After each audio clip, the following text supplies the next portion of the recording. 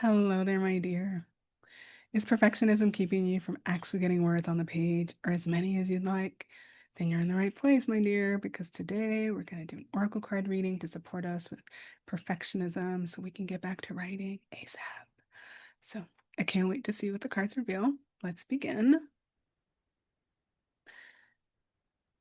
I have done my usual protocol, so I'm just going to pick a few cards and see how we're guided today.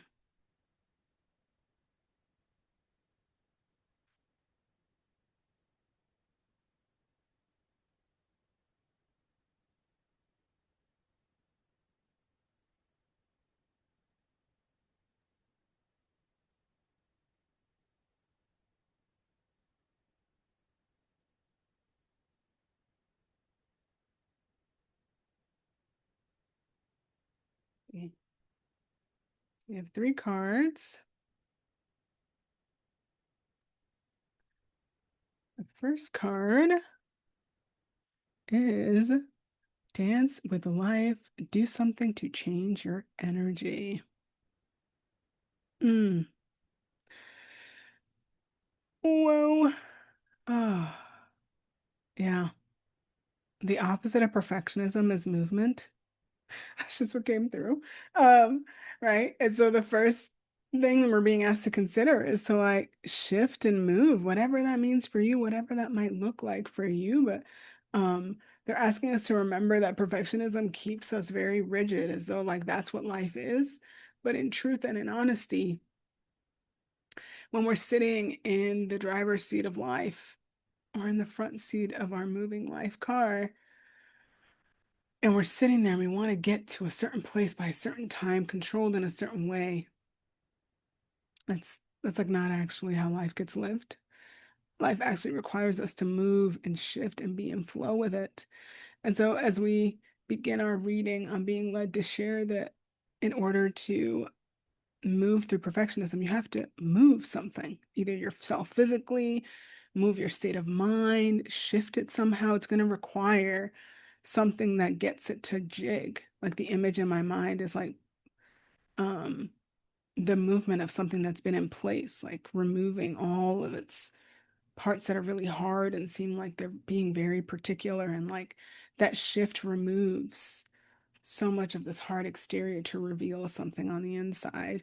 But it requires a movement because that's what's going to allow perfectionism to be shaken up a bit so that it doesn't always lead you in the writing journey, right? Second card, take a break, a life's work, not a season, get off the treadmill. Yeah. They're they're telling they're making it very clear that sometimes the simplest solution is the one we should follow. And so what the moment I saw this card, I saw the moon and it reminded me of like, oh, when do we like stop?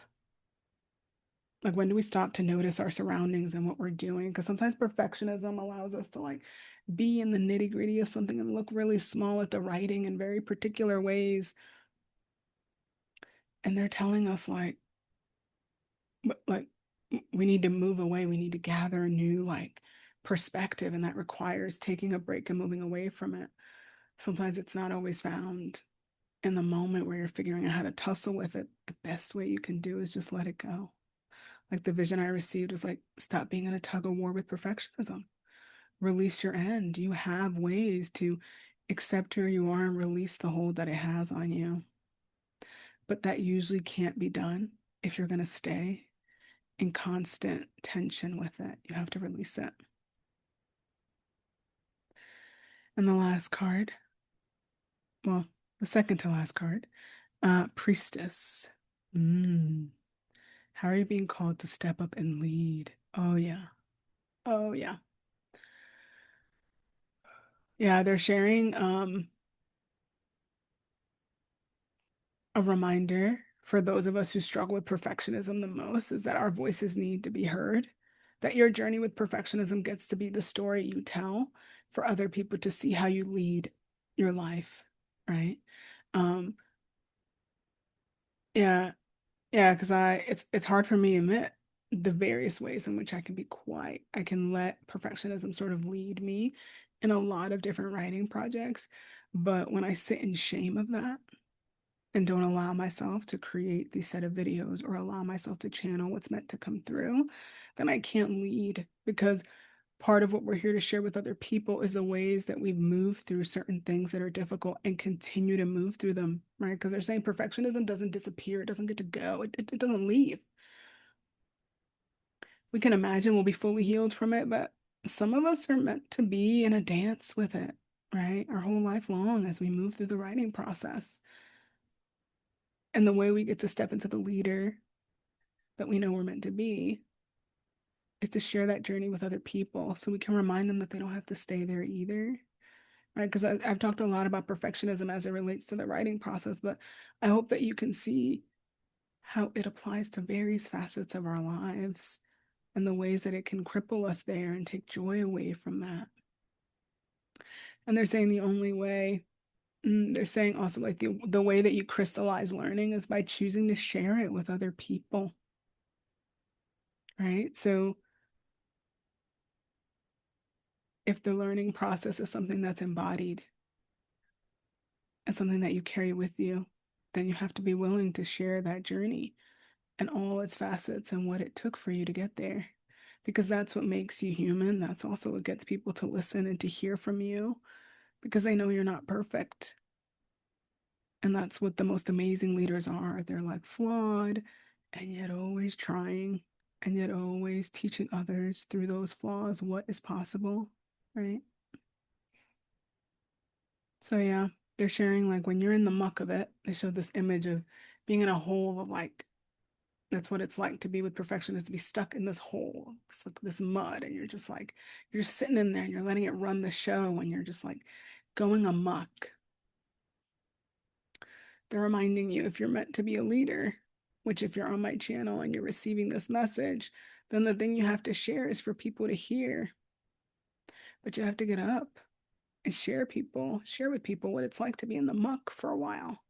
That you're not always like the clean and perfectly put together person that shows up, and right, they people need to see all our various facets in order to trust us and trust the stories that we're being led to share. It's saying the last card is an action card.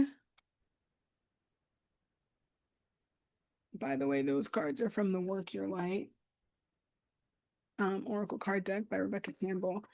And this last action card is from her Starseed Oracle. And they said I should read it from the book for you all. So this is the action card. Ooh, you're not alone. Isolation, physical connection, community. Mm-mm. Oh, yeah, let's remember this reading is about perfectionism. So, this is what the guidebook has to say about the You're Not Alone card. The older the soul, the deeper the cave. Many starseeds and old souls enjoy their own company. Spending time alone can be comforting and necessary for their vitality, as it allows them to commune with their soul and fill up their energetic resources, especially if they have an underactive or open root chakra or find it hard being human. Many starseeds find it more nourishing to retreat than to spend their time in meaningless conversations and relationships. However, we must remember that we're not here to go about this life alone. Humans are pack animals, and we all need the love, company, and support of others, both emotionally and physically. In our increasingly online world, we can be connected to more people and yet feel more alone and isolated than ever. There's still so much we don't know about the energetic side effects of things like social media, with so many people knowing our news. What is it doing to our auric field? Commonly, we find ourselves in constant conversation, yet lacking the genuine connection of physical community and touch. The main message of this card is to step out of your cave and physically reach out to those in your life, to replenish when you need to, but not isolate yourself, This could be seeing friends and family who live nearby or having a regular catch up walk with someone. In what ways can you open yourself up to the people who are physically in your life, those you truly know? How can you reach out to people in your life physically? Mm-mm-mm. I'm being led to invite you, if it feels good to you, to take a nice deep breath in. Close your eyes. As you exhale, just allow yourself to arrive here in the present moment. And take another deep breath in. And then exhale. Feels good for you. You can stretch, move anything that feels good. Take another deep breath in. And then exhale.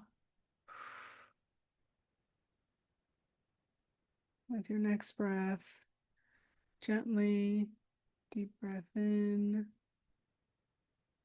Begin to move into your heart space. Just that tender space that often calls our attention. As you situate yourself here, begin to consider, who is it in your life that could be a great support to you as you move through perfectionism, especially as it relates to writing? Like, what are the communities and the places that you know you'll be held, you'll be seen, you'll be cared for? Remember, those places might be in person. It could be a virtual gathering with humans that you know are going to be there for you. And in this space, just allow yourself to feel their love and care for you. These are individuals who know you fully, wholly. So just invite yourself to sense that for a moment. And take a deep breath in. And then exhale. Find that love to just move through you. Deep breath in. And exhale. Just allowing it to circulate and move all around you and radiate. Your final breath, beginning to gather some awareness of the present moment. Take a deep breath in and exhale, and open your eyes when you're ready. Mm.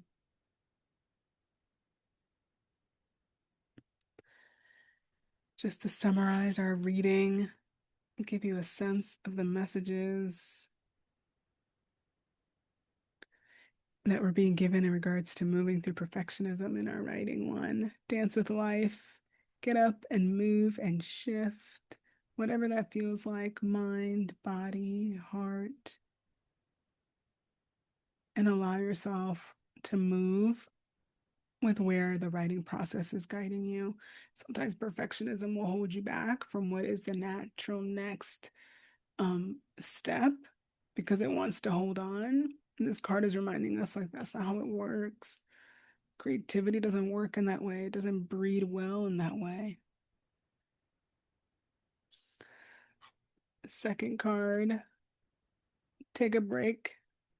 I love that this card is like a life's work, not a season. Get off the treadmill. What I love about that card is sometimes often writing feels like you're just doing this thing over and over and over again. And when it gets to that point, it's best just to take a step away. Like looking at the card, what can you see? You see a scene, you see the moon, right? So allow yourself to step back, right? And remember, this is what you're supposed to do over a period of time. And the world is waiting for you. So go and take a break so that you can cultivate the love for what you're doing again. The Priestess card asking us how you're being called to step up and lead. What are the ways in which you can share with your own community how you're moving through perfectionism? Knowing that you don't have to be ashamed of it, feel as though it holds you back in some way. you've leveraged it and you've used it for your great good. You can share that with other people too. And the last powerful action card, you're not alone.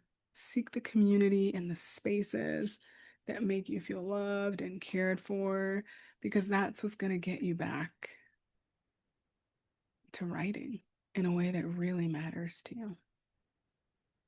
And if you're here, thank you. I encourage you to take a moment and just reflect on what the reading brought forward for you. If you want some of these prompts, then definitely come join me in my Substack community, and you'll be able to see the prompts written out for you to reflect on together if you'd like. Um, if you don't know, I'm Dr. Raquel.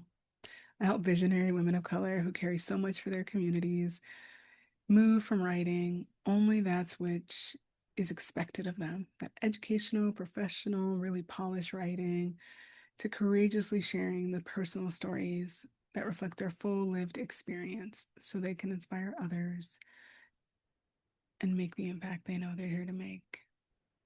And so, if this video has been supportive to you, you've appreciated this reading, then definitely make sure to hit subscribe so that you can get notice of all future videos that I put out and other readings, because I tend to do one a month.